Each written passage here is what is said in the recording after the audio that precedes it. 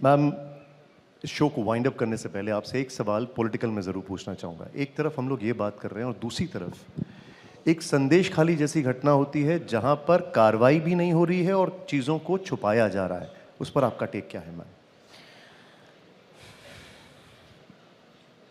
यहाँ पे क्योंकि आपके अंतर्राष्ट्रीय बहुत सारे मेहमान बैठे हैं, मैं उनके सामने अपने देश के आंतरिक विषयों के ऊपर जो तीखापन आप मेरे लहजे में नॉर्मली देखते हैं, I am very mindful of our international guests and that is why I want to just say this. वहाँ जो हुआ, और मैं जानबूझकर हिंदी में ही कहूँगी, वहाँ जो हुआ वो भारतीय तो क्या किसी भी इंसान की सोच के परे है। मैंने ये पश्चिम बंगाल में जब हिंसा हुई थी चुनाव के बाद तब कहा था कि शायद मीडिया में भी इस प्रकार का एहसास है कि अगर भाजपाई है तो उसे मौत के घाट आसानी से उतारा जा सकता है। अगर भाजपा की महिला कार्यकर्ता है उसको उसके घर से उठाकर सामूहिक बलात्कार किया जा सकता है।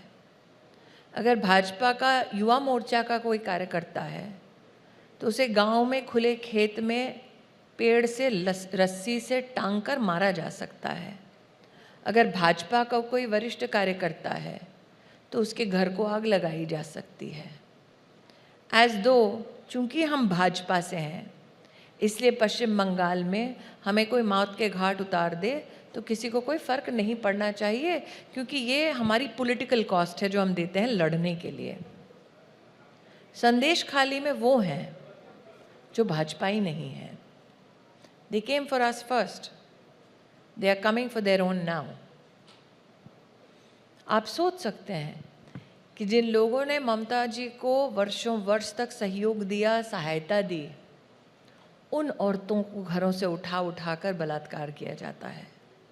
क्या ये कोई सोच सकता था कि ममता बंदोपाध्याय को पता ही नहीं है कि हाउस टू हाउस औरतों को उनकी उम्र, उनके धर्म के आधार पर चिन्हित करके उठाया जा रहा था। और इसलिए मैंने कहा they came for us first, they are coming for you now. और निशान जी, स्तब्ध करने वाली बात यह है, राजनीति अपनी तरफ, कांग्रेस के कार्यकर्ताओं की भी हत्या हुई।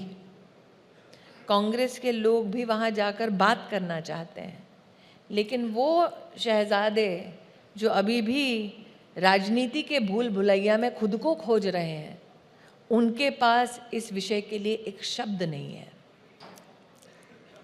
Okay, ma'am, I know this is a very, very serious subject, but since I we're am running not out of... deliberately speaking on this subject in English because we have international guests, and I'm very mindful that in front of international guests, I will not talk about domestic political agendas.